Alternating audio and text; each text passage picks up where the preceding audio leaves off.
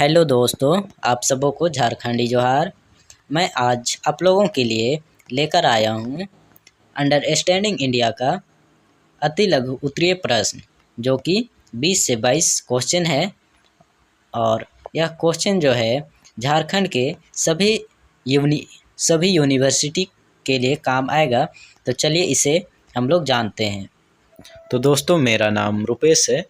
मैं आप लोगों के लिए इसी तरह का नया नया वीडियो लेकर आता रहता हूं। तो आप लोग मेरे इस वीडियो को अंत तक ज़रूर देखिएगा, और यदि कोई नए आए हैं तो इस YouTube चैनल को सब्सक्राइब कीजिएगा, और वीडियो अच्छा लगे तो अपने दोस्तों तक भी ज़रूर शेयर कीजिएगा। ठीक है, तो चलिए क्वेश्चन नंबर 1 से शुरू करते हैं। तो आप लोग यहाँ देख पा रहे होंगे अंडरस्टैंडिंग इंडिया। ठीक है, तो क्वेश्चन नंबर 1 है, भारत को और किस किस नाम से जाना जाता है।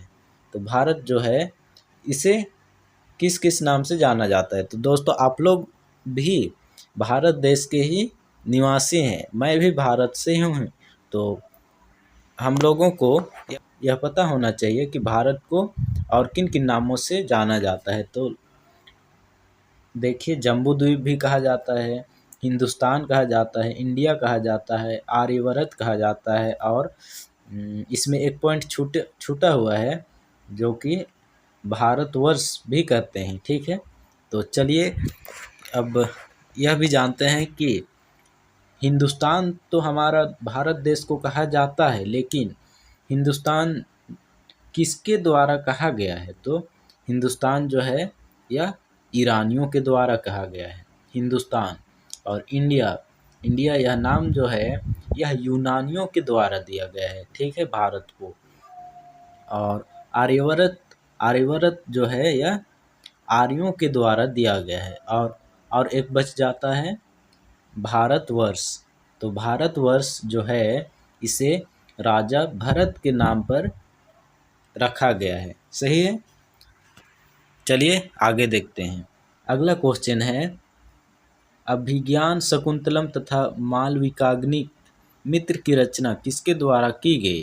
तो दोस्तों, यह जो रचना है यह कालिदास के द्वारा किया गया है, और कालिदास जो हैं संस्कृत के कवि हैं।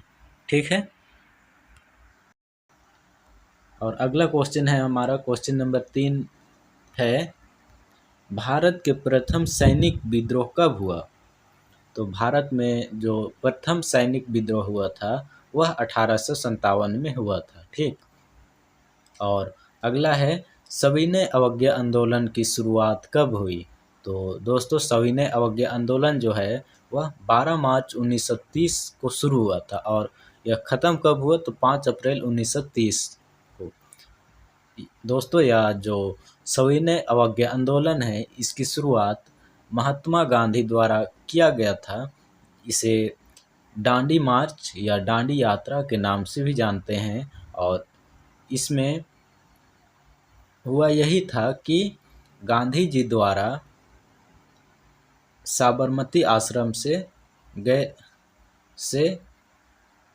डांडी तक यात्रा किए थे, पैदल यात्रा। और 5 अप्रैल 1930 को समुद्र में नमक बनाकर गांधी जी नमक कर जो है उसे तोड़ते हैं। ठीक है, और क्वेश्चन नंबर 5 है, तक्षशिला विश्वविद्यालय वर्तमान में कहाँ स्थित है। दोस्तों, यह तक्षशिला विश्वविद्यालय है या वर्तमान में कहाँ स्थित है। तो पाकिस्तान के रावलपिंडी में स्थित है। ठीक, अगला क्वेश्चन है, नालंदा विश्वविद्यालय कहाँ स्थित है और इसके किस नालंदा विश्वविद्यालय कहाँ स्थित है और इसे किसके द्वारा बनवाया गया है। तो दोस्तों, यह जो नालंदा विश्वविद्यालय है यह कुमारगुप्त के द्वारा बनवाया गया है, जो कि बिहार के पटना में स्थित है। ठीक, यह विश्वविद्यालय अभी भी चलता है। और अगला क्वेश्चन है क्वेश्चन नंबर 7 है, पहले राष्ट्रीय शिक्षा नीति कब बनाया गया। यह पूछा जा रहा है कि पहली जब राष्ट्रीय शिक्षा नीति बनाई गई थी यह कब बनाई गई थी। तो 1968 में। और इस टाइम किसकी सरकार थी? तो इंदिरा गांधी की। और जब सेकेंड टाइम बनाया गया राष्ट्रीय शिक्षा नीति, तब राजीव गांधी की सरकार थी। और कब? तो 1986 में। और जब तीसरी बार बनाया गया तो 2020 में बनाया गया, जिसे NEP कहा जाता है, ठीक है। और यह उत्तराखंड में 2022 में लागू हुआ है, ठीक, सबसे पहले। तो देखिए, हमारे जो भारत है उसमें,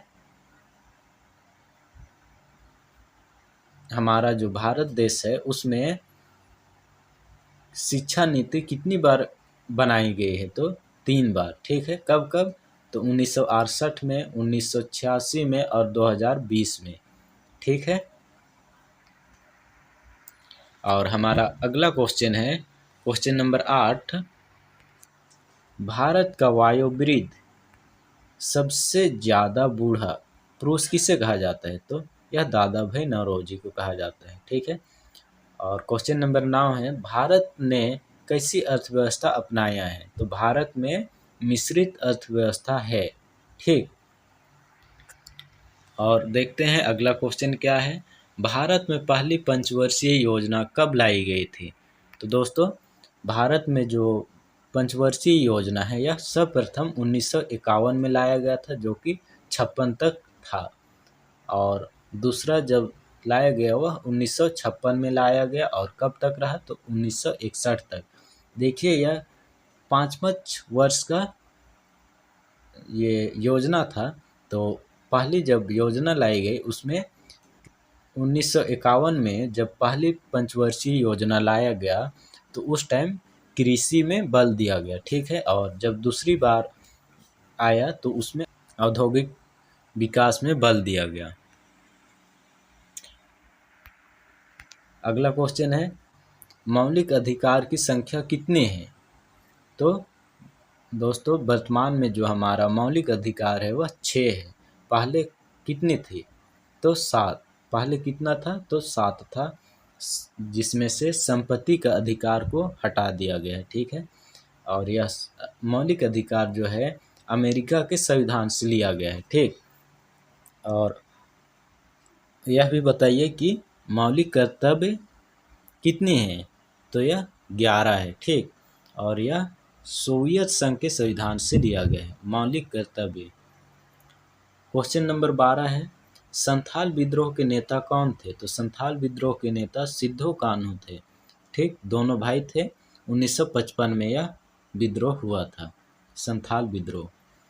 क्वेश्चन नंबर 13 है, पंचशील समझौता किन 2 देशों के बीच हुआ? तो पंचशील समझौता जो था वह भारत और चीन के बीच हुआ था। और कब हुआ था? तो 1954 ईस्वी में। इस समझौते में भारत चीनी भाई भाई कहा जाता था। हमारे जो भारत के लोग हैं वे भारत चीनी भाई भाई के नारे लगाते थे, लेकिन इसमें जो चीन है यह इस समझौता का सदुपयोग नहीं करने लगा तब, और कुछ कुछ गड़बड़ी होने लगी।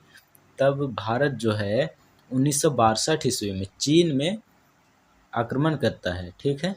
और इसमें एक युद्ध होता है जिसे भारत चीनी युद्ध कहा जाता है। कब हुई थी? तो 1962 ईस्वी में, ठीक है।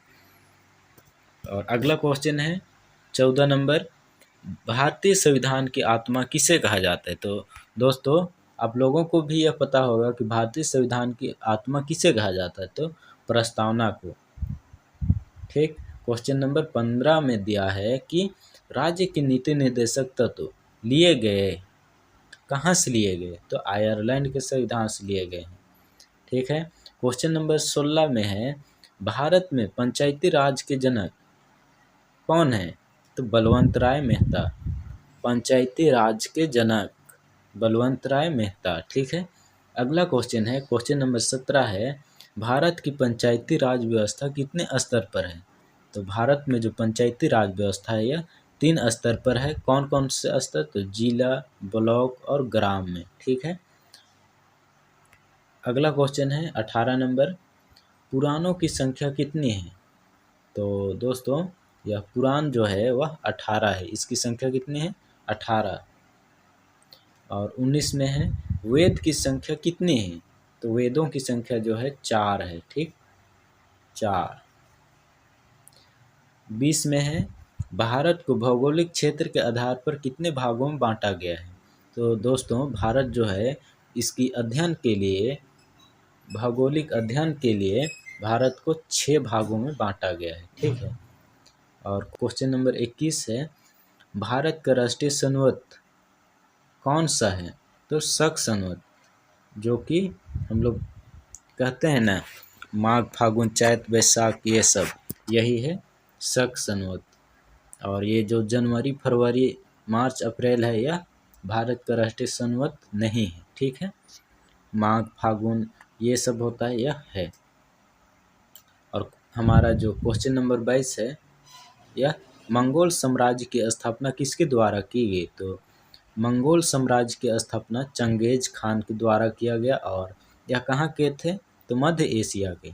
ठीक है, चंगेज खान मध्य एशिया के थे।